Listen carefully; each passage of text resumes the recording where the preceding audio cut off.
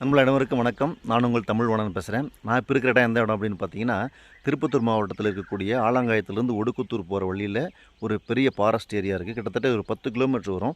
இந்த 10 கிலோமீட்டர் வந்து பார்த்திங்கன்னா, ரொம்ப இயற்கை எழில் அதிகமாக இருக்கக்கூடிய ஒரு இடம்.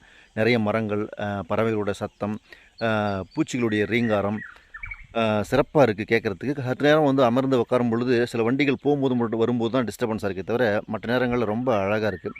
இப்படி ரொம்ப அழகு மிகுந்த அந்த இடத்துல, இயற்கை வளங்கள் கொட்டி கிடக்கிற அந்த இடத்துல, அதே மாதிரி மூலிகை வாசம் வீசக்கூடிய இந்த அற்புதமான ஒரு இடத்துல, நம்ம மனித மிருகங்கள் என்ன செஞ்சு வச்சுக்கிட்டு இருக்குன்னு நீங்களே பாருங்கள்.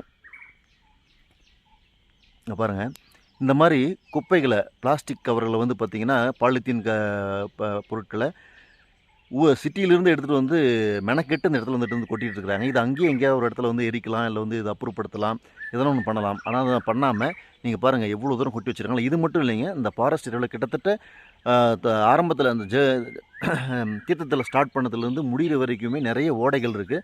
அந்த ஓடைகளில் அந்த மாதிரி குப்பைகளை கொட்டி வச்சு அசுத்தப்படுத்திக்கிட்டு இருக்கிறாங்க. உண்மையிலேயே வந்து நமக்கெல்லாம் கொஞ்சம் மனசாட்சியோடு நம்ம செயல்படணுங்க.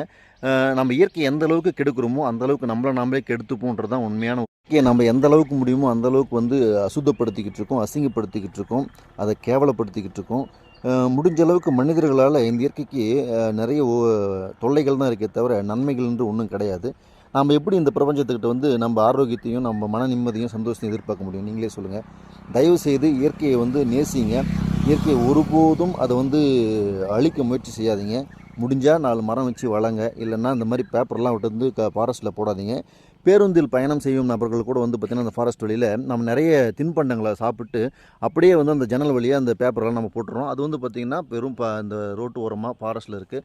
அந்த வாசனைக்காக வந்து சில விலங்குகள் அதை சாப்பிட முயற்சி செய்யும். சாப்பிட்டு நிறைய விலங்குகள் இறந்து போகும். ஒரு உயிர் இறந்து போவதற்கு நாம் எப்பயுமே காரணமாக இருக்கக்கூடாதுங்க. தயவுசெய்து அதை புரிந்து கொள்ளுங்கள்.